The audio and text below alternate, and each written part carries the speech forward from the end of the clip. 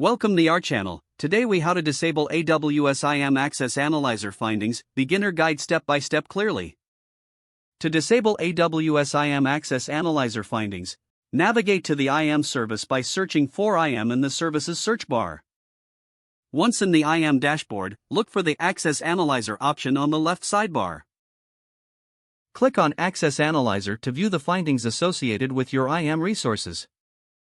You will see a list of findings that the analyzer has generated. Select the specific finding you want to disable. Review the details of the finding, including the resources and actions involved. In the finding details, look for an option labeled Generate Policy or similar. You may need to resolve the issue to disable the finding or follow the recommended actions. If you decide to disable the finding, navigate back to the main findings page. Click on the checkbox next to the finding you wish to disable. Find and click the Actions button located above the list of findings. From the drop-down menu, select the Suppress or Disable option. Confirm your choice to disable the finding when prompted. After disabling, the finding will no longer appear in your active findings list. It's essential to monitor the Access Analyzer periodically. Continue to follow best practices for securing your IAM resources.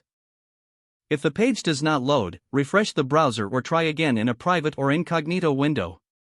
Make sure you are using the correct email address, then retype it carefully to avoid small typos.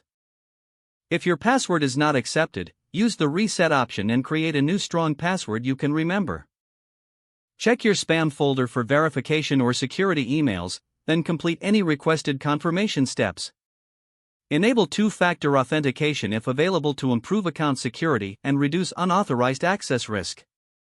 After signing in, review your profile details so your contact information and settings are accurate and current.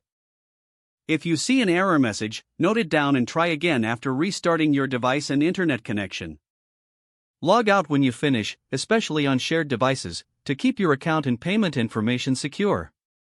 If the page does not load, refresh the browser or try again in a private or incognito window. Make sure you are using the correct email address, then retype it carefully to avoid small typos. If your password is not accepted, use the reset option. Don't forget to like this video and subscribe to our channel for more step-by-step tech guides.